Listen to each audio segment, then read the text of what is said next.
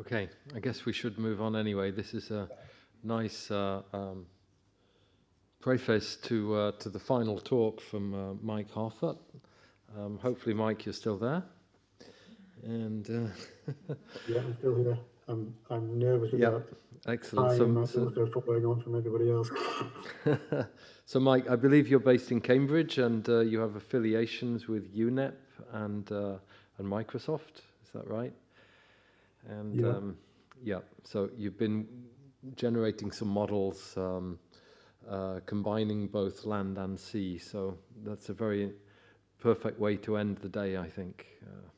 Great. I'm just trying to share my screen. Do you see it yet? Sorry. Okay. Yeah, something is coming. Yeah, that looks good. Yes. Do you see the actual slide or the? Yes, we can see the actual slides, and we can see you. So that looks good. Okay, good. Thanks. Well, yeah, thanks indeed for the invitation to talk. It's obviously a great privilege to talk to you all. Yes, I'm very nervous to be wrapping up after all these amazing presentations with such a esteemed audience and with a clock ticking as well. So yeah, I will get to it. So I wanted to kick off with a very probably trivial statement, but that biodiversity is a complex concept, and the processes giving rise to it are also extremely complex. This is the case, or it has been the case, in the purely natural world. We've seen that in some of the historical talks we heard today, but it's also becoming more complex under the substantial array of unprecedented human drivers of change that we have in the present day. And so partly in face of that, we've been trying to develop sort of globally applicable and general mechanistic models of ecological systems.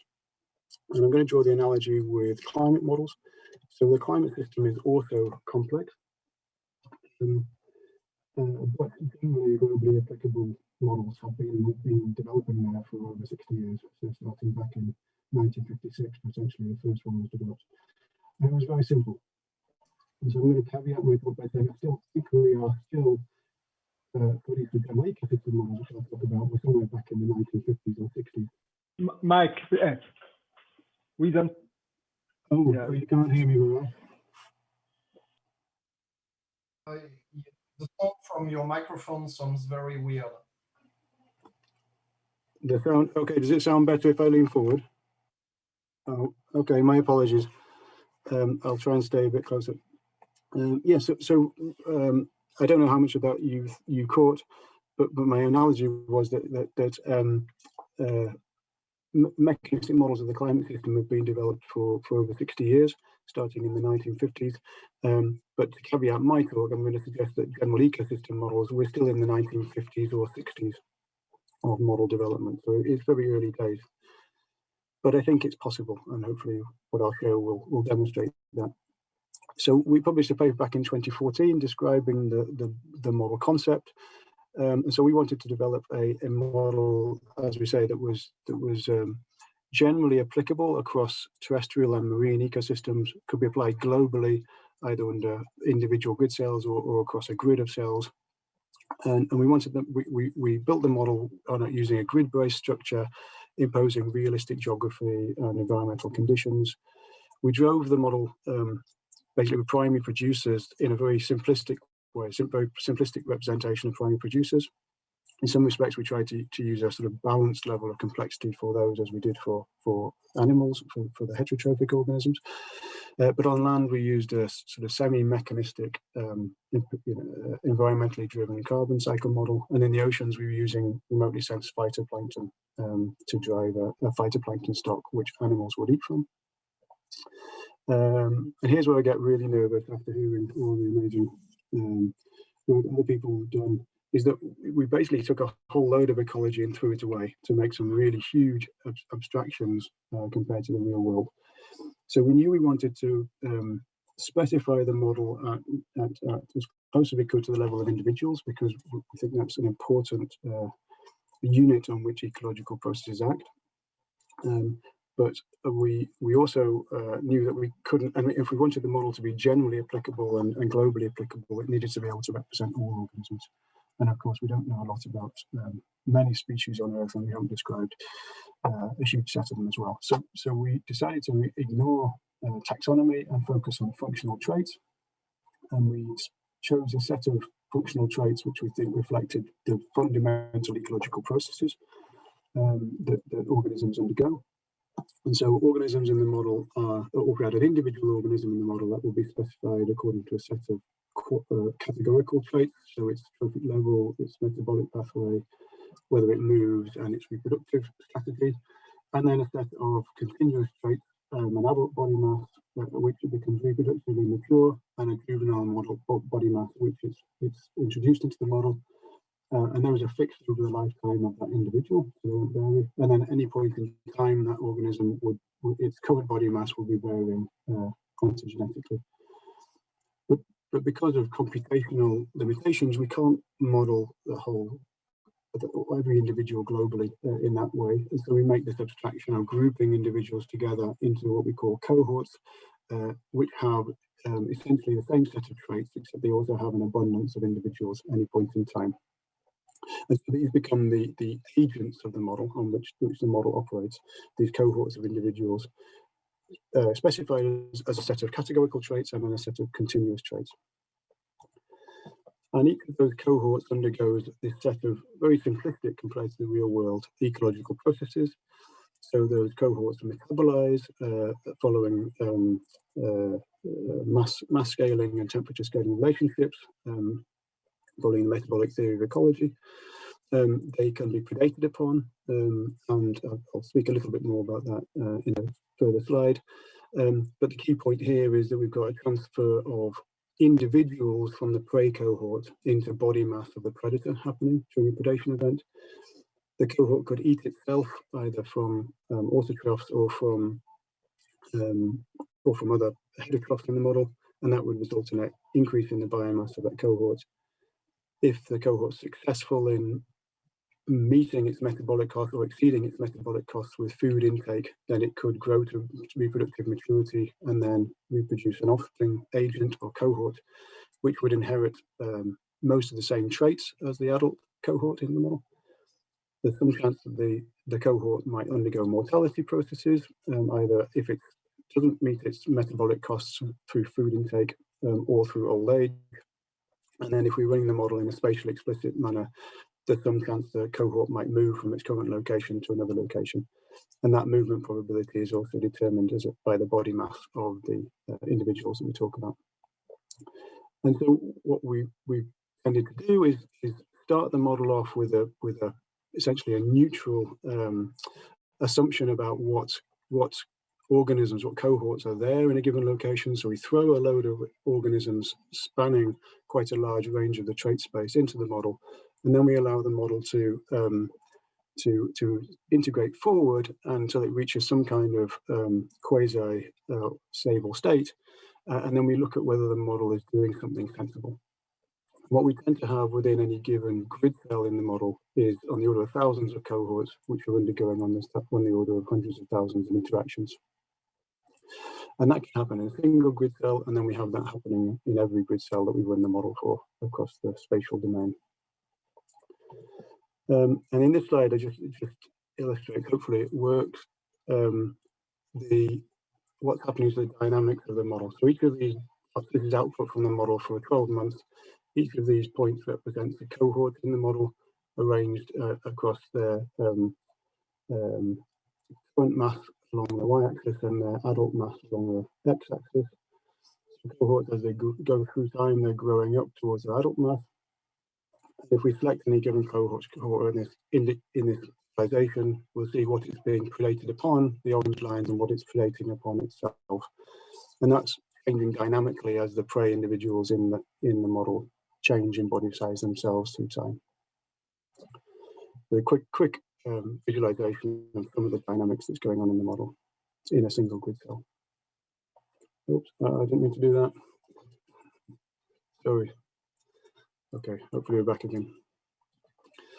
So just to very quickly give you an insight into the some of the theory that's in behind the model. So it follows some very similar theoretical background as many of the marine ecosystem models, which actually have a very similar structure to the one that we have here. I think the real novelty of the Madini model is its application in the terrestrial realm as well as in the marine realm. But the model, the metabolism in the model is driven by, as I said, the metabolic theory of ecology, combined with some niche empirical information on metabolic niches to decide when organisms are active or not, depending on ambient conditions. The feeding relationships are models using Holling's type 3 functions. I'll come back to those again in a few slides' time. Where again here we're using predator-prey interactions are using body size preferences of predator for prey to modify the types of organisms which are being predated upon, and we drew that information from predator-prey interaction data of the like shown here from Ulrich Pro's earlier work. But take totally on board the fact that that's not in individual level interactions, so I think there are some modifications we could incorporate there based on what we're seeing today. And sorry, after that very whistle-stop tour, where we got to was this, but essentially for me, this astonishing finding that if you put all that quite very simplified ecology compared to the real world together, the model can generate some quite a broad range of estimates, which seem to be quite plausible. And just to re-emphasize, these are all estimates that are emergent from the model. So they're not in any way constrained directly by parameters that are fitted to data. And we can look at how the model makes predictions across a range of organizational scales. So at the individual level, we see the emergent growth rate compared here to the grey points are the model points and the black points in empirical data, captures the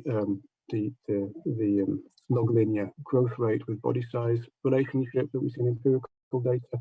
The lifetime reproductive success of any given individual follows a similar central tendency, but with much greater variation in the model compared to empirical data.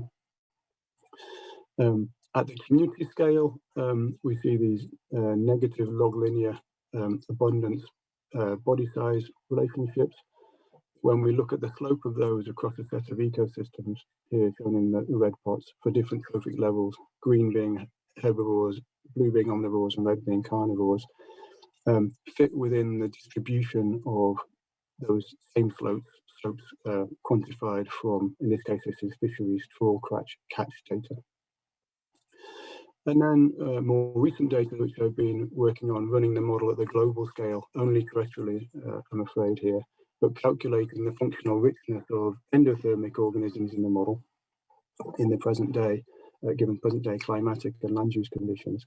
We can see there are some reasonable correlations, spatial correlations in terms of the patterns of functional richness in the model compared to empirically estimated richness from mammal range maps and functional trait databases.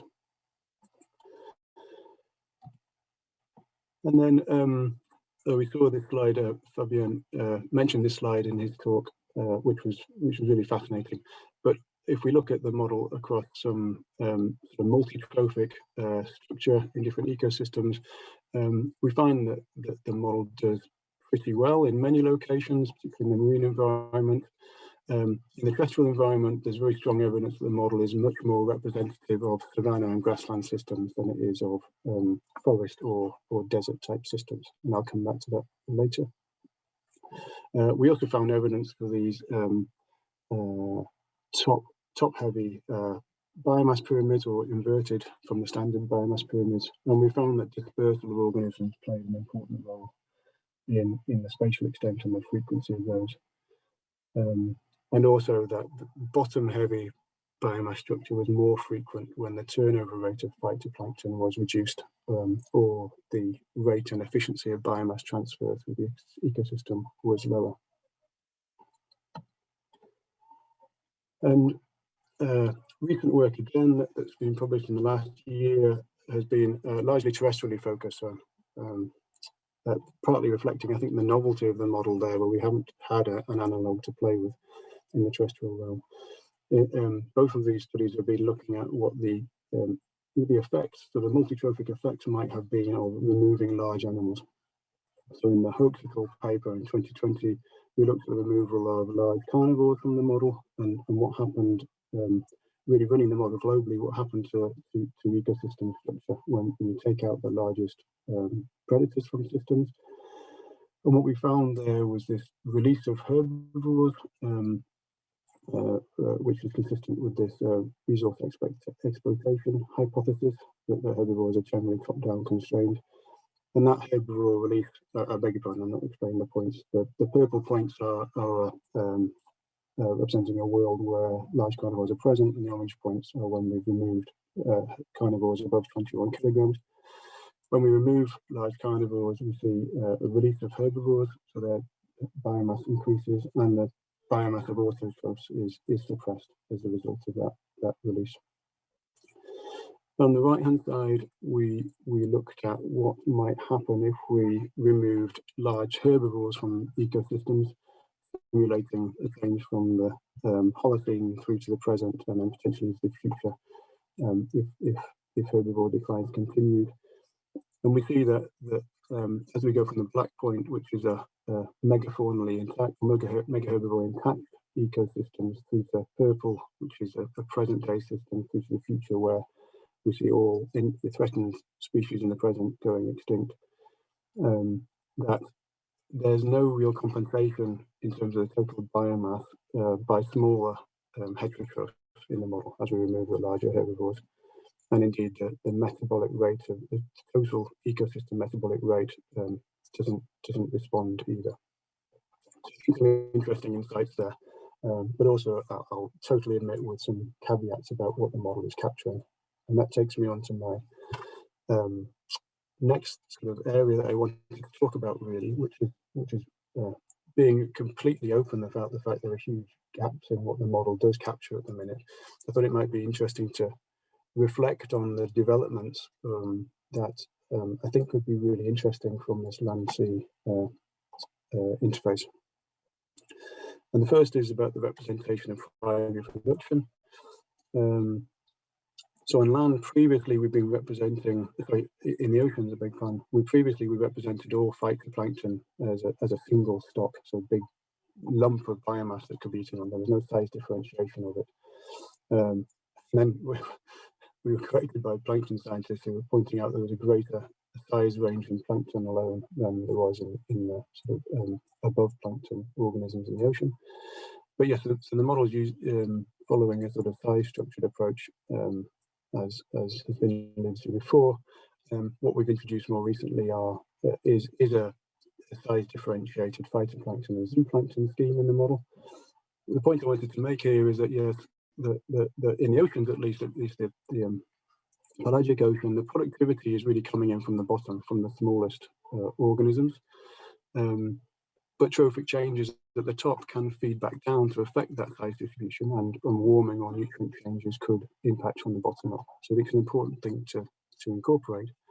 But it's a stark difference from particularly forested systems where the vertical structure introduces the effect that most of the production in that system is occurring above the floor. And I think one of the projects that we're involved in at the minute with colleagues at Northern Arizona University is to look at what's the effect of that structure, and in particular the fact that just the physical limits of tree structural properties means that large organisms can't reach the top of the areas where productivity is largest, can affect the size structure of ecosystems in those forests. And also, to point out that the incorporation of fruit seems to be an important pull for what are the larger organisms, arboreal organisms, to move into trees. But I think there's an interesting point to make around comparing marine and terrestrial systems. And so do we need to compare analogous vertical structured systems as well as comparing well-mixed sort of flat systems? So, for example, would we compare savannas with shallow seas and vertically structured forest systems with deeper oceans? And Another point which is we're busy working on at the minute is around ecological stoichiometry. And I think this we've touched on this already. It's critically important, I think, to account for difference in composition of organisms. And here's a plot from a nice paper Angelica Gonzalez and others published in 2017 showing the distinction between primary producers, invertebrates and vertebrates in terms of their stoichiometric composition.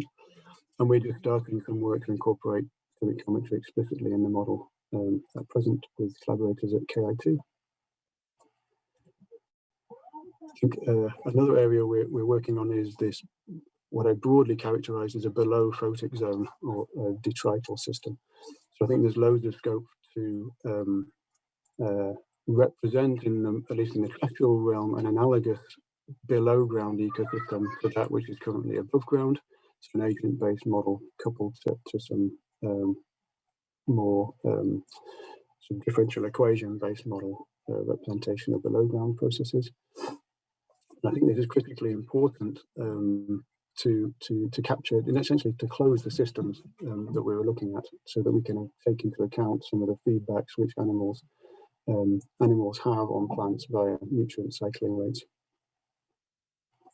But I'm interested, and I know I'd be interested in some thoughts on what the possible similarities between deep sea systems in the oceans, which are reliant on sinking from above, and below ground systems on land. Are there useful analogies to look at there? So another area I think is really important is, and I've used this term very broadly, is about organismal intelligence. And but yeah, as I said, intelligence writ large here. I think in general, intelligence behavior has this very strong stabilizing effect on ecosystems, and incorporating in that sort of the behavioral ecology that comes with these colony functions when incorporating predator-prey interactions, or indeed decision making around, if there's resource limitations, do I go into hibernation or do I make some kind of long distance dispersal or other things like that?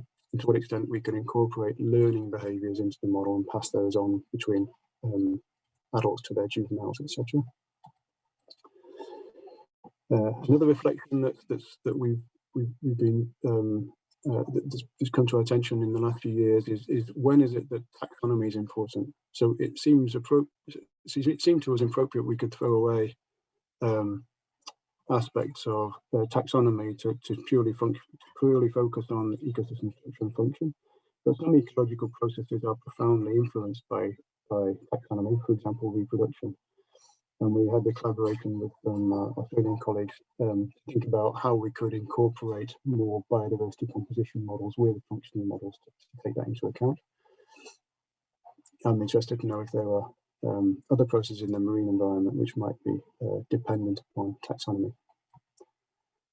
And lastly, in terms of those developments, I think is a broad thing around data integration. I think integrating the model more formally with data using Bayesian approaches will be critically important for us, partly to drive objective model development, to know which parts of the ecology are most uncertain, but also to allow us to sensibly incorporate more ecology, because there's so much ecology we could incorporate. What is it that actually seems important to put in there, to allow us to infer key processes and differences between ecosystems, and potentially other computational techniques through emulation to make more efficient simulations or more efficient comparisons with data. And I realise I should probably stop now because it's coming up to 6:30. Does that make sense to stop, Chris, at that point? I've got one slide, perhaps whilst you're coming to the screen, which was just to reflect on terrestrial marine linkages. So there have been strong ecological linkages linking marine and terrestrial systems in the past. So megafauna provided this cycling of phosphorus from oceans into the deep oceans, which through seabirds and anadromous fish and then riparian landscapes moved phosphorus from oceans through into terrestrial systems. That's been substantially altered by megafauna extinctions.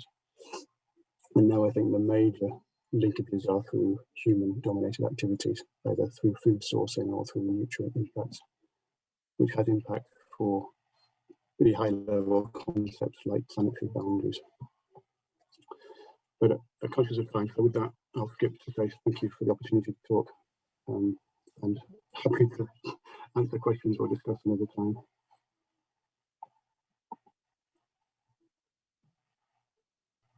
It's a good question. I'm no way a plankton specialist. I mean, I think it depends on the question you're asking, right? I mean, if you're after general patterns, then you perhaps don't need as much complexity. If you're looking at a particular ecosystem, which has a great diversity of planktonic types, then perhaps you do need them. What we've found so far is actually the model seems somewhat realistic with a very simplistic plankton scheme. But when we try to capture some of these feedback effects, clearly we need more diversity in there. But I think, at least from my side, I think it's very much question dependent, I think. I have an almost philosophical question about the whole approach. Because in the end, I mean, you identified several areas of possible improvement, but it seems that it's almost infinite, you know, because you could always add more features.